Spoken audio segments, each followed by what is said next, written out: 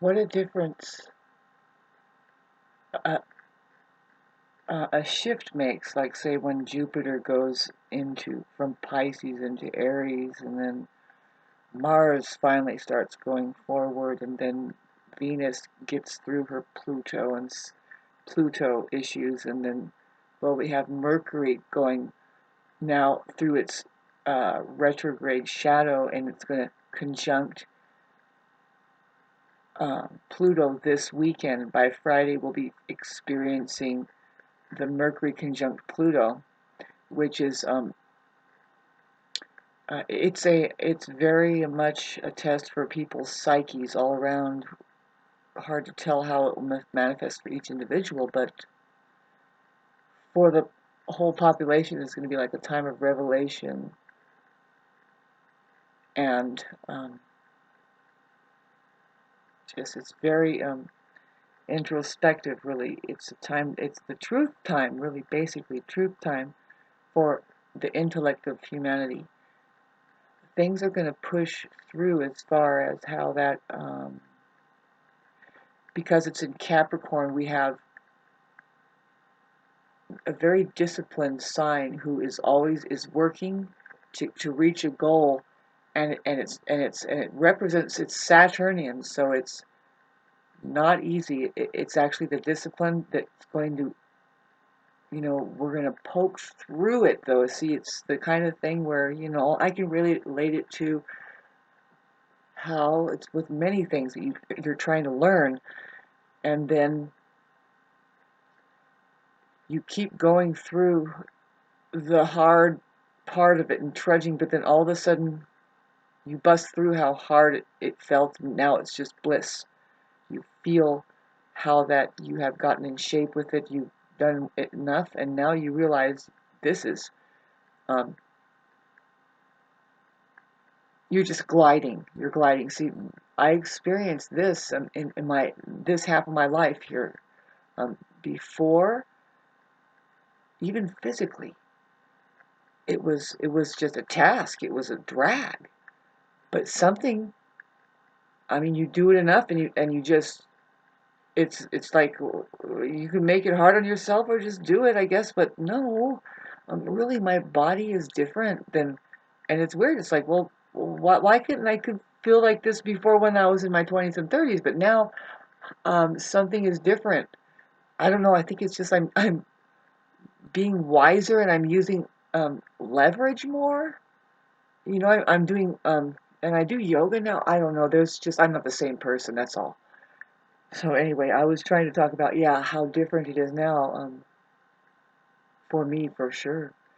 The way it feels having Jupiter on my ascendant right now, and then tomorrow, no, it's on the 11th, that Jupiter moves out of its retrograde shadow. That's when everybody's going to start feeling Jupiter really being in Aries, because it went forward while Mars was doing something in Gemini, and the Mars in Gemini going retrograde was really tough for the Aries and anybody's ambition, like especially men during that time. I mean, let alone that it's squaring Neptune. The square with Neptune is causing the gaslighting going through the air, Gemini, and with men. I keep pointing at the men scene. It's like they are liable. It's happening. It'll happen at the end of middle of March, where it's going to happen for the last time that the Mars will square Neptune. And it's like, if you haven't seen it already, let's see, it was back in, well, November, late November, that it was doing its square. So it's an issue of communications for sure. Men have been experiencing, and I can't speak for them, but this is what this would point at, especially it being in Gemini as a collective problem. Um, Mars in Gemini is just going retrograde, and particularly when it goes retrograde, men have shut down. They shut down with their ability to say anything at all. Really literal, just, and few words are mustering up every once in a while. We know we got to say something, and that's going to continue because Mars went all the way into the deep. degrees and squared Neptune in Mars and Gemini, and so it went retrograde though, and so now we're going to have to get out of that retrograde shadow, which is in March. Later in March, we'll experience. Finally, it's crawling out of retrograde shadow, and it's going to make its way into Cancer, which is highly feeling. It's going to be a different vibe altogether. It's the moon. It's emotional. It's going to be aggressive there. So we'll see men, and whatever Mars is doing there. I mean, right off the top of my head, it's squaring Jupiter, which is going to pull a lot of the human psyche, its fire, into more of a, like, I'm just looking now, like an atmosphere of balmy and like steamy. It's just going to create, I bet you anything, that Mars and Cancer can bring more direction on an emotional level for the Aries vibration. But, with Pisces going into Saturn also, Saturn going into Pisces, trines Mars. That's really wise aspect, easy learning. Um, the control energies come into mind with the Saturn in Pisces, though. See, the thing about Saturn moving into Pisces is that it's sneaky. It's going to begin to subdue its nature of being so like Saturn, for the reason that Pisces, it gets along in that sign better. I think that there's a co-ruler factor or something like that. Sorry for sounding ignorant on that for sure, but no, it's Neptune is the ruler of Pisces, but Saturn, I think they kind of get along somehow. I forget this is, but um, have to meditate on that more. But when Saturn moves into uh, Pisces, we're going to see a massive change with the way that our emotions, we're going to have a lot more exaggerated passion about our passions. It's going to be like the passion of the Christ, I'm telling you, because Saturn goes into Pisces. And something goes on with Saturn that it's not so tough there. It's not like Saturn in Aquarius or any other sign. Because it's in Pisces, for some reason, I have to think of why that is. I'm forgetting why.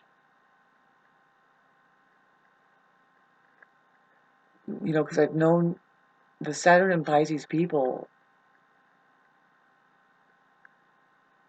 they can be very passionate about their beliefs, and whatever it is, it's going to happen for humanity now with the emotions going through the air and everything. It's just going to be different. See, we had Saturn in Aquarius for the last 2.5 years, and that was just as cold as ice. Cold as ice, babes. That's like, it was terrible. It's still it's going to get kind of peak before it pushes into Pisces with the later degrees. It's also moving forward, going through, I think, a retrograde shadow. I mean, we're starting to just, by the time the middle of March comes, Pluto, Saturn will be switched over into a sign, and then Mars will be out of its retrograde shadow and everything. Oh my God, it's going to be so different than even now. I know I feel amazing, and my body has changed since Jupiter came out of Pisces, and then going over my ascendant. And it's like I can finally eat food and start doing like physical work and yoga, and it will pay off. It was weird especially when Jupiter was on Neptune, this is epic aspect that happened to just oppose my Venus right there in Virgo. Boy, I just about I don't know why it went that way, but shriveled up. I just about shriveled up and died. But anyway, not any better with Neptune still. I mean, it's just doesn't have to go that way with the opposition, but it kind of did. It's like, well, he was swaying over there, and why? Well, I wanted to swing the other way, which is feed me, God, feed me. I was just calling out for God, and and hopefully people have a little bit of him inside of there, and they say, well, sure, I can help. Yeah. Still working on that love affair right there, you know what I mean? And babes, my love doesn't fail. I am love, by the way. I don't fail. So good luck, Neptune over there opposing my Venus. I'm looking at silver linings still. With through all these clouds, I'm like, oh, there's one, yay! String it up on my book of romance here.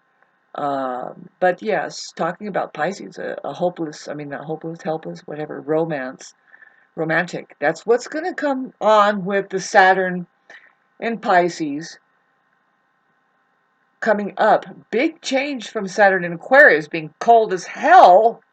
Now people are just going to get, it could be just a complete out of control, passionate wave of people just saying, my belief, you know. And thanks for listening to all this. Completely boring. Here's my cat. There, she's my queen of the universe, and she's on. That's my. She's on my spaceship. She's the captain, commander in chief, and spiritual guide and protector of the spaceship. There. She sleeps right in between my